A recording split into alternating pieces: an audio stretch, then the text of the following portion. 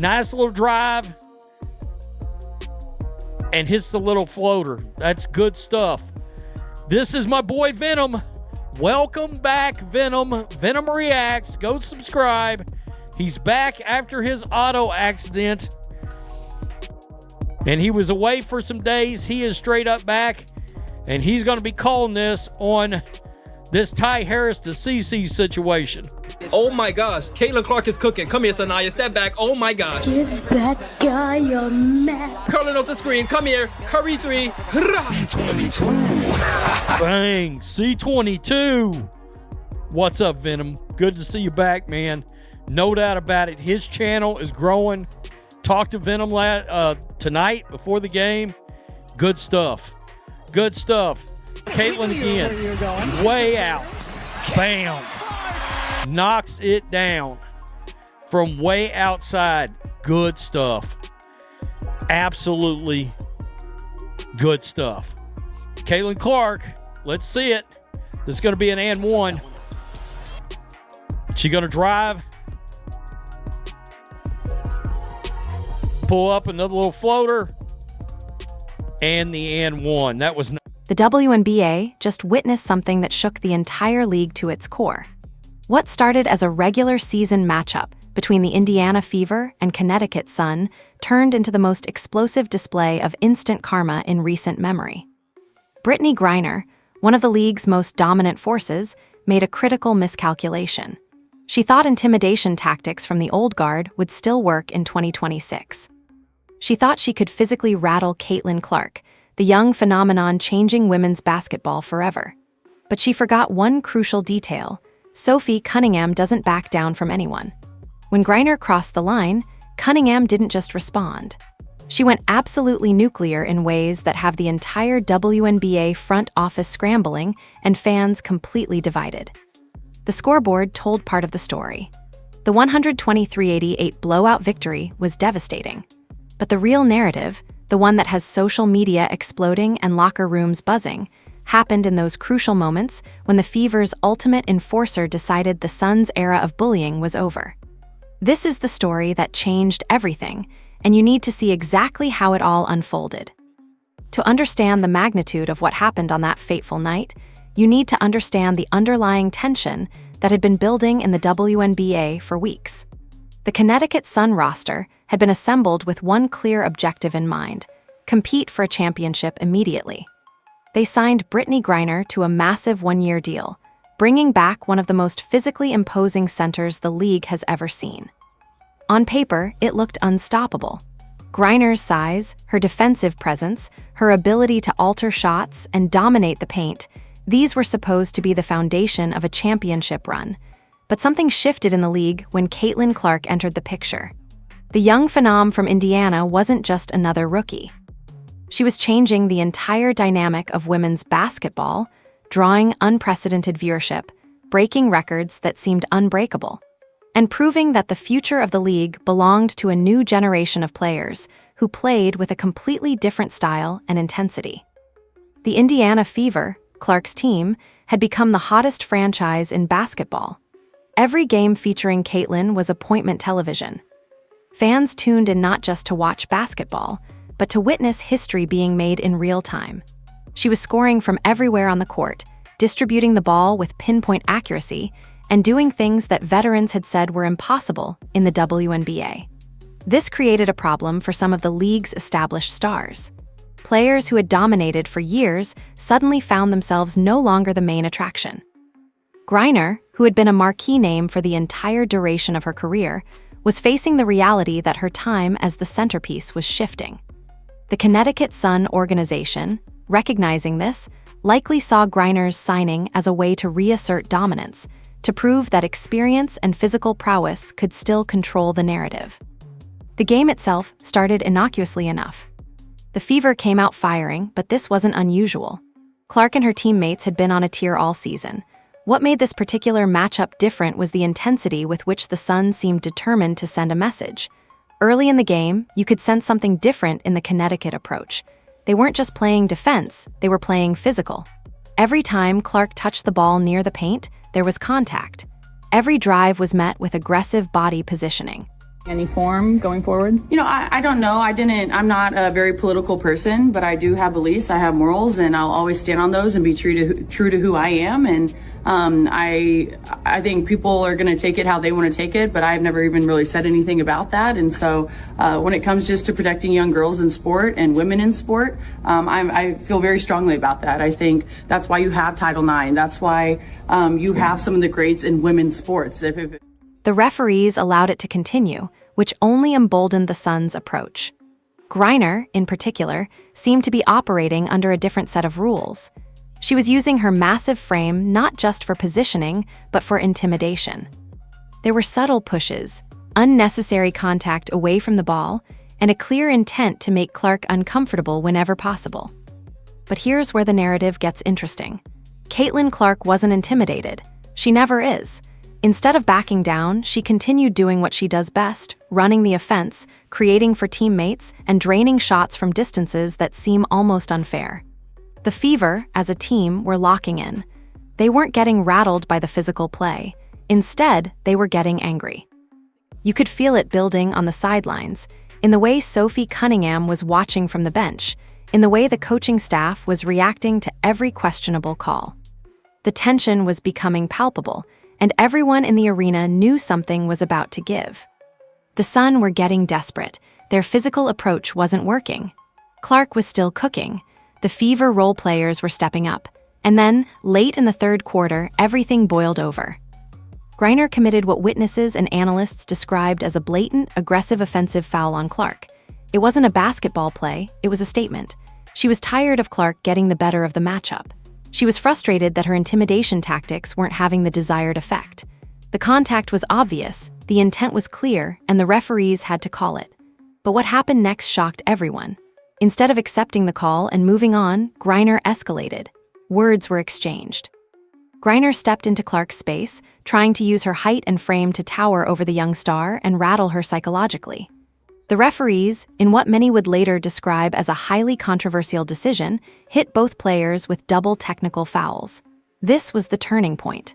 The momentum, which had been clearly in the Fever's favor, suddenly seemed to shift. The Connecticut Sun bench erupted. They thought they had finally found a way to break Clark's concentration. They thought they had gotten inside her head. Sophie Cunningham watched all of this from the bench. She saw the double technical. She saw Griner smirking, thinking her intimidation had worked. She saw the Sun bench celebrating like they'd won the game. And in that moment, something clicked. Cunningham wasn't just another player coming off the bench. She was the protector of her franchise, the enforcer, the one who had already proven her willingness to stand up for what she believed in, both on and off the court. The stage was set. The Connecticut Sun had no idea what was about to hit them. They thought they'd found a weakness. They were about to discover they'd made the biggest mistake of their season. The Indiana Fever coaching staff made a substitution that would change the trajectory of the entire game and arguably send shockwaves through the entire WNBA. Sophie Cunningham marched off the bench. This wasn't just any substitution. This was a statement. Cunningham, who had been acquired by the Fever in a trade ahead of the 2025 season and secured a new contract specifically for this 2026 run, wasn't coming in to play standard defensive basketball. She was coming in with a message, and that message was written in actions, not words. The energy in the arena shifted immediately.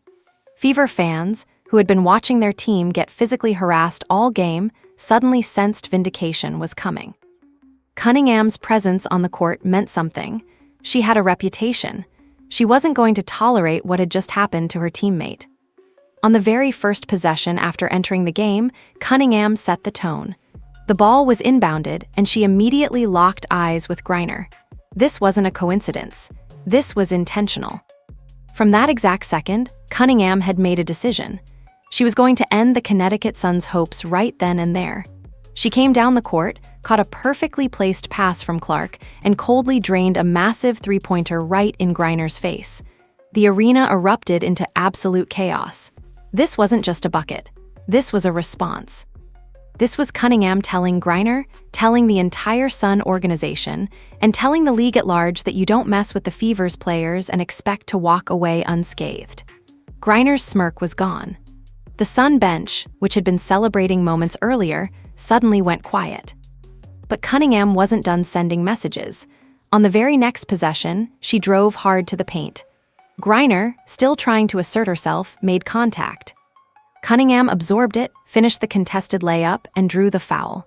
And won. She completed the play, and as she walked back down the court, she did something that would be replayed thousands of times on social media. She looked directly at Griner, then pointed toward the Suns' bench. Not aggressively, not with excessive celebration, but with a cold, calculated precision that said everything without saying anything. The message was received. Cunningham had taken control of the game in a way that only an elite defender and mentality can do. What happened next was a clinic in dominance. Cunningham essentially went on a personal, game-ending run all by herself. Every time the Sun tried to mount any kind of offensive attack, she was there. Every time they tried to establish Griner in the post, Cunningham's presence made it difficult. Every time they tried to get physical, Cunningham responded by playing smarter, faster, and harder basketball. The Fever's infectious energy took completely over. Clark, empowered by her teammates' presence and protection, began to cook even more aggressively. The Sun, paralyzed by the shift in momentum, had no answer. Indiana walked away with a dominant, blowout victory, 123-88, leaving the Connecticut Sun staring at the scoreboard in pure disbelief. The 35-point margin of victory was embarrassing. The 70 points in the first half was historic, a WNBA record that showcased just how completely the Fever had dominated every aspect of the game. But it wasn't just about the scoreboard. It was about what the game represented. It was about a team standing up for one of its own. It was about the old guard, represented by Griner and the veteran-laden Connecticut roster, being unable to intimidate or outmuscle the new generation. Caitlin Clark had proven once again that she was untouchable. The Fever had proven they were a complete team. And Sophie Cunningham had proven that she was the ultimate enforcer, someone who doesn't back down, who protects her teammates, and who responds to challenges with action rather than words. The Connecticut Sun locker room after the game was surely a place of frustration and disappointment. They had come into this game thinking their physical approach would work. They had believed that Griner's presence would give them an advantage. They had hoped that rattling Clark would shift the momentum in their favor. Instead, they walked away with one of the most lopsided defeats of the season. More importantly, they had learned a lesson. The Fever weren't a team you could bully. Clark wasn't a player you could intimidate. And Cunningham was someone you didn't want to provoke. The message had been sent in the most effective way possible, through dominant basketball played at the highest level. As the teams left the court, everyone knew this game would be remembered as a turning point, not just in the season, but in how the league would be defined going forward. The on-court humiliation was brutal enough, but the real drama, the absolute conversation that would dominate sports media for weeks, was just getting started the moment the final buzzer sounded. Sophie Cunningham didn't retreat to the locker room quietly to process the victory. She didn't stick to the standard post-game script that most professional athletes follow. Instead, she went directly to the media cameras with something on her mind that needed to be said. According to multiple sources and viral video clips that spread across social media within minutes, Cunningham stood directly in front of the assembled reporters and took a clear, unapologetic stance on what had transpired, both on the court and in the broader context of women's basketball. What made this moment significant wasn't just that she spoke, it was how she spoke and what she chose to emphasize. Reports suggest that Cunningham's post-game comments went beyond the typical great team effort, or we played our game, type responses that networks usually air. Instead, she actively called out the physical targeting that had been happening throughout the game. She made it crystal clear that the old guard's attempts to bully Caitlin Clark would result in consequences. She essentially told the entire league, with cameras rolling, "If you try to attack our point guard, I will personally step on the court and embarrass your entire franchise." The implication was unmistakable, and the league knew exactly what she meant. What happened next elevated the situation even further. From anybody with half a brain cell today. No doubt about it. Now, right here, double technicals for Sanaya Rivers and Caitlin Clark, who exchanged words after a Connecticut foul. That's 7 technicals for Caitlin Clark. One more, and she will be suspended. I hope they rescind this one because I thought it was complete bullshit. You see that score, 123-88. The Indiana Fever set a record for points in the first half of a game with 70 tonight. Wow. Yeah, and Caitlin Clark started this game fast.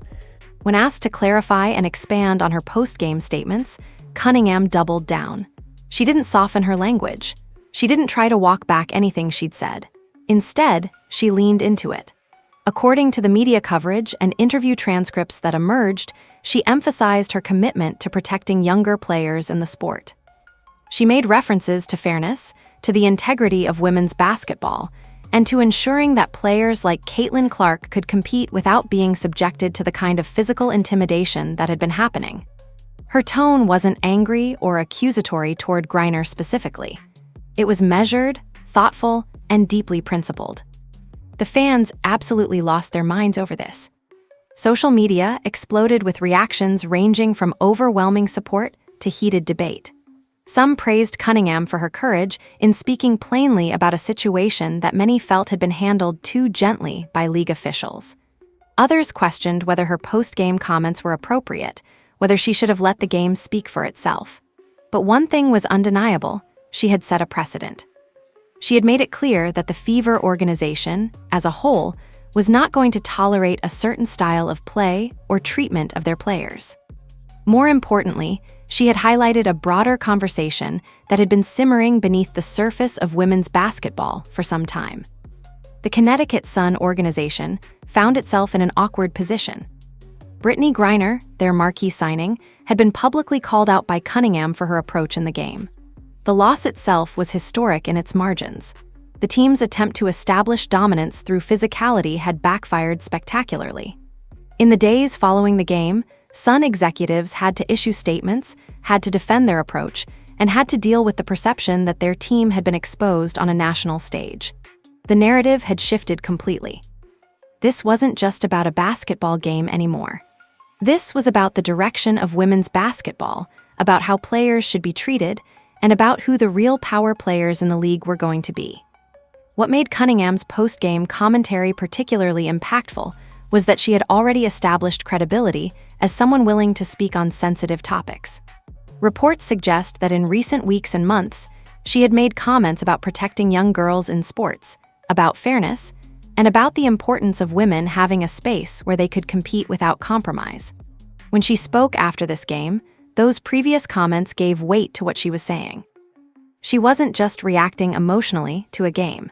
She was speaking from a place of genuine conviction about what women's basketball should represent. The media had a field day with the story. Sports analysts who typically covered basketball at a surface level suddenly found themselves discussing broader issues about the sport, about competition, about fairness, and about the responsibilities of veteran players toward younger generations. Some commentators felt that Cunningham had gone too far. Others believed she was exactly what women's basketball needed: someone willing to speak truth to power and protect the sport's younger stars from being intimidated by veterans relying on outdated tactics. The debate was healthy in many ways, forcing people to think critically about what kind of basketball league the WNBA wanted to be. What nobody could deny was that Cunningham had elevated her status from being just a solid defender and role player to being a voice for a certain philosophy of how the game should be played. She had become a protector, not just on the court, but in the court of public opinion as well. The Connecticut Sun, meanwhile, had become a cautionary tale about what happens when you underestimate young talent and overestimate the power of intimidation in modern sports. The game and the aftermath had created a moment that would define how people talked about women's basketball for months to come. What happened between the Fever and Sun represented something far larger than a single basketball game or even a beef between two players. It was a manifestation of a fundamental generational shift happening in women's basketball. For decades, the WNBA had been defined and controlled by a certain type of player, physical, experienced, often relying on veteran presence and intimidation tactics that had been normalized in the league for years. Players like Brittney Griner represented that old guard perfectly. She had built her reputation on being an unstoppable force in the paint, someone whose size and strength were so overwhelming that opponents often had to simply accept their fate. The strategy worked for a long time because that was the standard in women's basketball. But Caitlin Clark changed the equation entirely. She didn't play the game the way the old guard expected. She didn't accept their hierarchies. She didn't seem intimidated by veteran presence. Instead, she brought a different style of basketball to the WNBA, more free-flowing, more three-point oriented, more focused on creating than on power. She played with the confidence of someone who had grown up watching and studying the greatest basketball players in the world, regardless of gender. She brought NBA-level ball handling skills, court vision, and shooting ability to a league that had traditionally been more post-focused. This represented an existential threat to how some veteran players had defined their value. The physical approach that Griner employed against Clark wasn't just about trying to win a game. It was about asserting dominance in a world where the young star was rapidly becoming the face of the league. It was an attempt to remind everyone that veterans still mattered, that you couldn't just come into the WNBA and immediately change everything, that there was a price to be paid for disrupting the established order. But what the Sun and Griner miscalculated was how the entire Fever organization would respond, and more broadly, how fans and media would interpret that response. By standing up for Clark and responding to physical intimidation with superior basketball, Cunningham had essentially declared that the era of veteran intimidation was over. This shift had profound implications for the league's future. Young players like Caitlin Clark were suddenly seeing that they didn't have to accept being bullied or intimidated. They had protectors. They had teammates who would stand up for them. The hierarchy was flattening. Performance, talent, and skill were becoming more important than seniority. The Fever's blowout victory was proof that you could win, and win decisively, by playing modern, skill-based basketball rather than relying on physical dominance in the paint. This was a threat to veteran players whose value was tied to their physical presence and ability to control the paint. Sophie Cunningham's role in this shift was crucial because she represented a bridge between the generations. She was experienced enough to have played alongside and against the old guard. She understood their approach. But she was also young enough and flexible enough to recognize that the game was evolving and that protecting that evolution was important. By standing up for Clark and backing it up with dominant play, she was essentially saying that the Fever organization, and by extension, this new era of the WNBA, would not accept old-school bullying tactics. The message was clear. You can still be a veteran, you can still command respect, but you have to earn it through skill and excellence, not through intimidation. The Connecticut Sun's failure in this game represented the broader struggle that older rosters would face throughout the 2026 season and beyond. Teams built around veteran presence and physical dominance were going to have a harder time competing against younger, more skilled rosters that played a faster, more perimeter-oriented game. This didn't mean veterans couldn't compete. It meant they had to adapt. Griner would have to find ways to be effective that didn't rely on bullying younger players. The Sun would have to rethink their approach. The league, as a whole, would have to come to terms with the fact that the Caitlin Clark era was real. It was here to stay, and it was fundamentally reshaping how women's basketball would be played. What made this shift so significant was that it happened publicly, on national television, with millions of people watching. It wasn't just about statistics or playoff seeding. It was about narrative and identity. The WNBA, for years, had been trying to build its brand and grow its audience. Caitlin Clark had helped accelerate that growth exponentially. Now, with moments like this game and Cunningham's post-game statement, the league's younger generation was declaring that they weren't going to be intimidated or pushed around by the establishment. They were going to define their own rules, their own style, and their own culture. Veteran players and organizations that failed to recognize this shift and adapt accordingly would find themselves increasingly marginalized. The Connecticut Sun, with their massive investment in Griner and their veteran-heavy roster, had bet on the old model. They had expected that years of experience and physical dominance would still be currency in the league. Instead, they walked away from this game exposed, embarrassed, and facing questions about whether their roster construction made sense in this new era.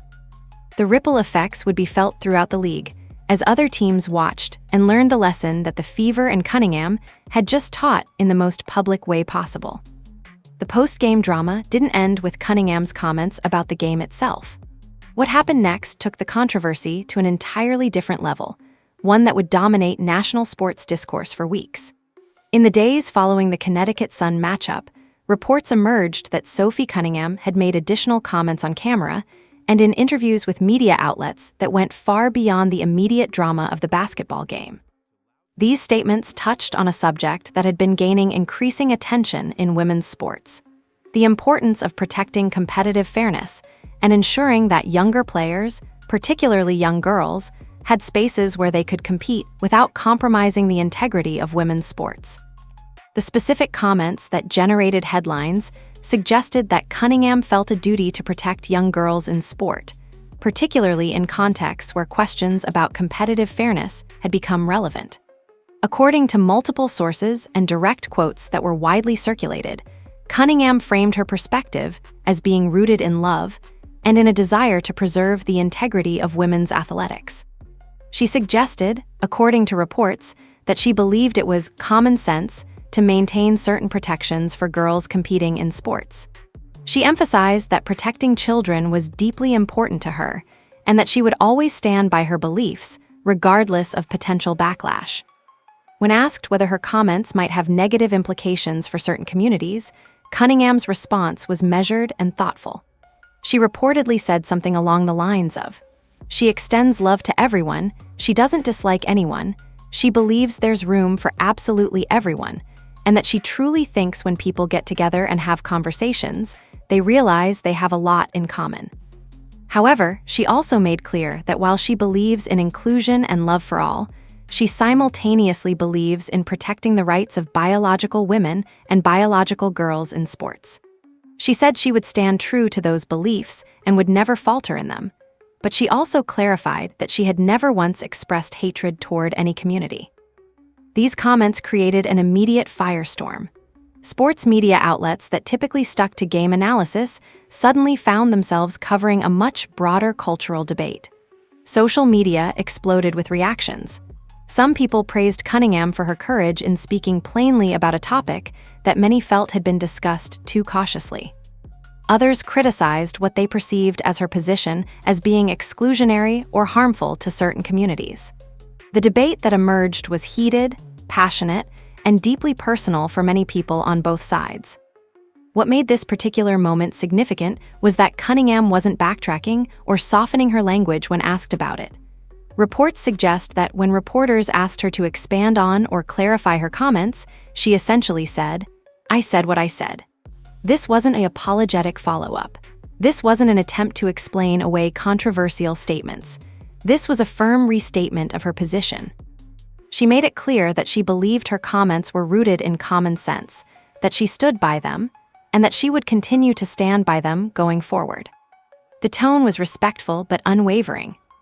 Cunningham also made several important clarifications in her follow-up statements. She emphasized repeatedly that her commitment to protecting biological girls in sports was not born from hate or dislike of any particular community. She said she believes there's room to love everyone and that everyone deserves inclusion and respect. But she also made clear that her beliefs about protecting girls' sports were non-negotiable. This wasn't a position she was adopting for the moment. This was something she had thought deeply about and something she would defend passionately. The national reaction to Cunningham's comments reflected broader societal divisions on this topic. Those who agreed with her perspective felt that she was speaking a truth that had been too long unspoken in mainstream sports media. They applauded her for prioritizing the protection and fairness for girls' athletics. They saw her as a voice for a growing number of athletes and parents who felt that certain perspectives were being suppressed in public discourse. On the other side, critics felt that Cunningham's comments were part of a troubling trend of exclusionary rhetoric, and they worried about the implications of such statements for communities they cared about. What was notable about the overall response was that Cunningham wasn't dismissed or immediately ostracized, despite the controversial nature of her statements. Instead, her comments sparked a genuine national conversation.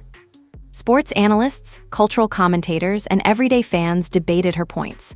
Some shared personal stories about their own daughters or the importance of fair competition in their lives. Others expressed concern about the implications of her rhetoric. The debate was real, it was passionate, and it was unresolved, which meant that everyone's attention would remain focused on Cunningham, on the fever, and on the broader questions her comments had raised.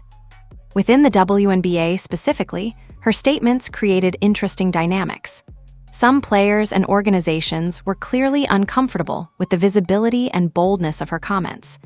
Others quietly supported her position, but chose not to publicly align themselves with her. Still others actively disagreed and made their positions known.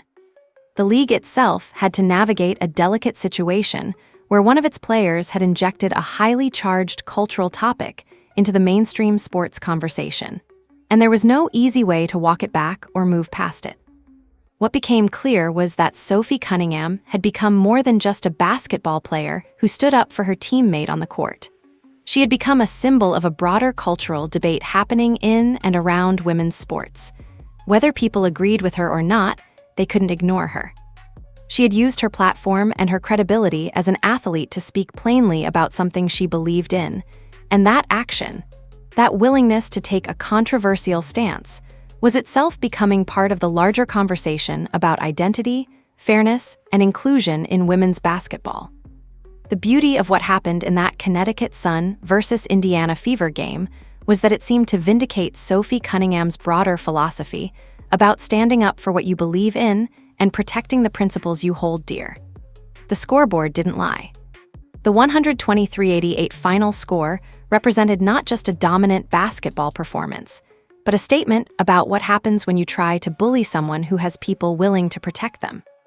It was, in the truest sense, instant karma, the idea that when you operate from a place of intimidation and disrespect, the universe has a way of quickly and decisively correcting you. For Brittney Griner and the Connecticut Sun, the aftermath of this game was complicated. They had to contend with not just the loss itself, but with what the loss represented. Their gambit to establish dominance through physical play had backfired completely. Their veteran star had been publicly called out and had been on the wrong end of a historic blowout. The narrative around their team shifted immediately. Instead of being seen as contenders who were making a statement, they were seen as a team relying on outdated tactics that no longer worked in modern women's basketball. The loss would follow them through the rest of the season. Every time they played the Fever, everyone would remember this game. Every time Griner faced young players, people would wonder if she had learned her lesson about trying to intimidate them. For the Indiana Fever and Caitlin Clark, the aftermath was entirely different. The victory was historic, yes, but more importantly, it cemented a narrative. Clark wasn't just a young talent who was breaking records. She was a player who had an entire team willing to go to war for her. She had protectors, she had believers, and she had people who would respond decisively to anyone who tried to disrespect her. This changed her standing in the league immediately. Going forward, any team considering trying to rough up Clark would have to think twice, knowing that the Fever would respond with dominance. It's a powerful thing for a young superstar to have that kind of organizational support. The game's impact rippled through the entire league in ways that went beyond the immediate rivalry between these two teams. Other teams took notice. Other young players saw what happened and understood that speaking up and having teammates stand with you could result in vindication. Other veterans saw what happened to Griner and understood that the old ways of doing things might not work anymore. The game became a teaching moment, a cautionary tale, and a declaration of a new era all at once. Every coach in the league was surely showing clips of this game to their team, either as an example of what happens when you play modern basketball well, or as a warning about what happens when you rely on outdated intimidation tactics. Sophie Cunningham's position in the league fundamentally changed after this game and her subsequent comments. She was no longer just a solid defender and role player. She was a voice, a leader, and someone who had proven through action and words that she was willing to stand for her principles. Whether people agreed with her controversial comments or not, they had to acknowledge that she was someone who lived according to her stated values. She said she would protect young girls in sports, and then she went out on the court and did exactly that. She said she would stand by her beliefs, and then she made those beliefs public and refused to back down. The consistency between her words and her actions gave her credibility, even with people who disagreed with her. The fans who supported the Fever and Cunningham felt validated. They had a player who was willing to stand up publicly for something she believed in, who wasn't afraid of controversy, and who backed up her words with action on the court. This created a powerful emotional connection. Fans who opposed her perspective had to contend with the fact that she was articulate, thoughtful, and not going to be easily dismissed. The debate that her comments sparked became a permanent part of the sports landscape, with passionate arguments on both sides, but with Cunningham's position clearly stated and uncompromising. What made the aftermath so interesting was that the basketball excellence and the cultural conversation became inseparably linked. You couldn't talk about the Fever's dominance without also talking about Cunningham's controversial comments. You couldn't discuss women's sports without acknowledging that players were increasingly willing to speak on cultural issues. The game itself became a metaphor for the larger cultural moment, a moment where new ideas and new players were challenging old power structures and old ways of doing things. And old power structures were discovering that intimidation and physical dominance were no longer sufficient to maintain control. For the Connecticut Sun specifically, the aftermath was a reckoning. Their investment in Griner and their veteran-heavy roster construction would come into question. Some would argue that they needed to adapt their approach. Others would defend their philosophy, but acknowledge that they had to execute it better. What nobody could argue was that the strategy they employed in this particular game, trying to bully Caitlin Clark, had failed spectacularly. The loss would haunt them, serving as a reminder that women's basketball had evolved, and that teams which couldn't evolve with it would be left behind.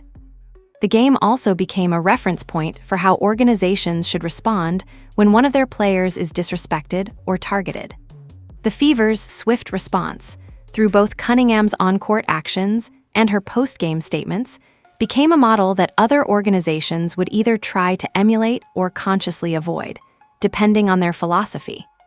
It demonstrated that in modern women's basketball, having each other's backs wasn't just about playing good defense. It was about creating a culture where disrespect wouldn't be tolerated, where young talent would be protected, and where the organization would stand unified against external threats. In the days and weeks following the Fever's dominant victory and Sophie Cunningham's controversial statements, the WNBA front office found itself in an unprecedented position. The league had experienced controversy before, of course, but rarely had a single game and a player's post-game comments sparked such a comprehensive national conversation about fairness, competition, and the direction of women's sports. League executives had to carefully navigate the situation, knowing that any official statement they made would be interpreted as either supporting or opposing Cunningham's position, and neither choice would satisfy everyone. What became clear very quickly was that Cunningham's comments had given voice to a perspective that many people in and around women's sports had been thinking but not publicly expressing. The national conversation that emerged was nuanced and passionate. Sports journalists who typically covered basketball at a surface level suddenly found themselves writing op-eds about fairness in athletics. Parents debated on social media about what they wanted for their daughters' sports. Athletes from other sports began sharing their own perspectives on competitive integrity. The game between Indiana and Connecticut had inadvertently opened a door to a conversation that the sports world had been trying to keep controlled. Within the WNBA itself, the ripple effects were significant. Players had to decide how they felt about Cunningham's comments and whether they wanted to publicly align themselves with her position or distance themselves from it. Some veteran players felt defensive, wondering if Cunningham's implied criticism of the old guard meant she was questioning their legitimacy. Younger players, on the other hand, felt empowered by the idea that someone as credible and accomplished as Cunningham was willing to stand up for their rights and protections. The locker room culture of the league was subtly but significantly shifted by these events. Coaching staffs throughout the league had to grapple with new considerations about their roster construction and their approach to physical play.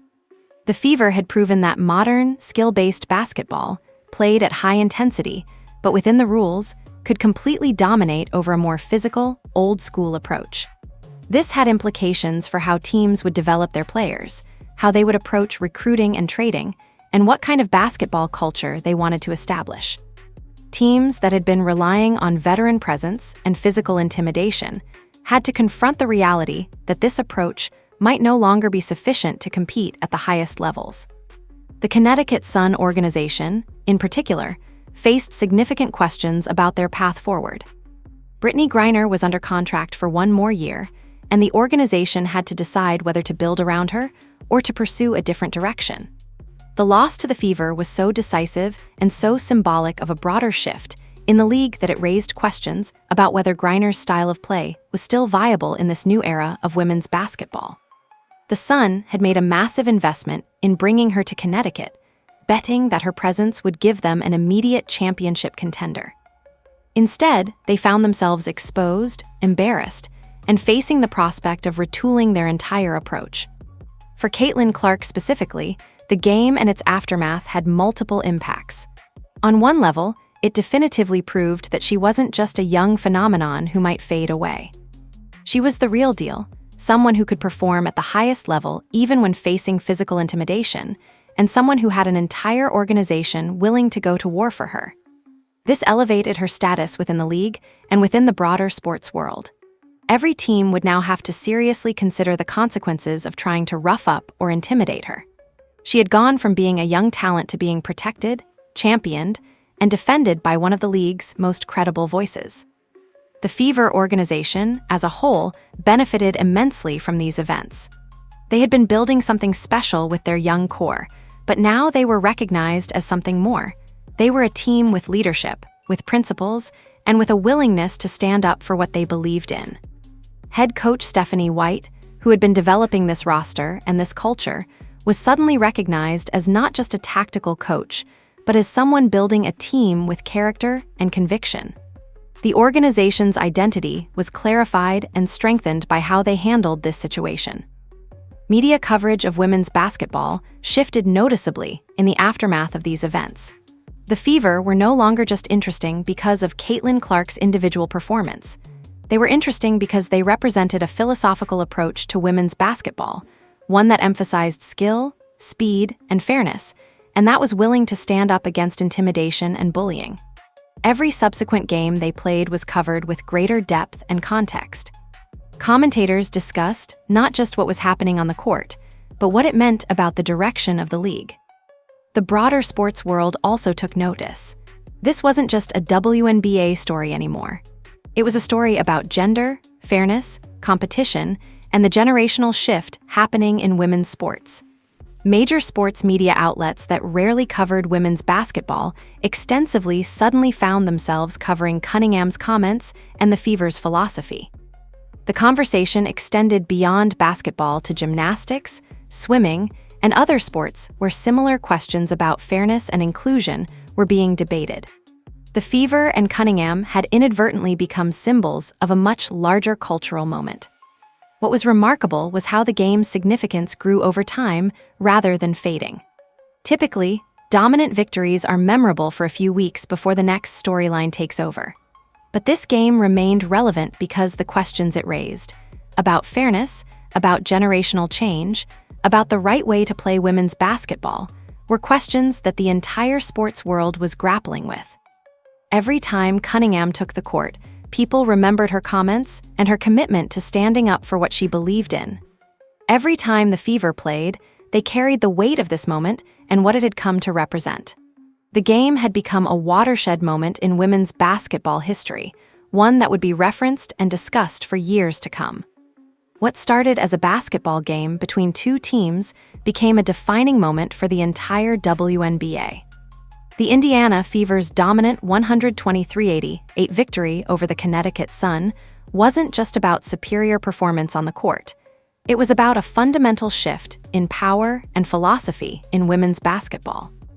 Brittney Griner's attempt to intimidate Caitlin Clark backfired spectacularly, but more importantly, it revealed a generational divide that can no longer be ignored. Sophie Cunningham didn't just stand up for her teammate in that moment. She stood up for a vision of women's basketball where fairness, skill, and integrity matter more than veteran intimidation. The post-game fallout proved that Cunningham's convictions extend far beyond basketball.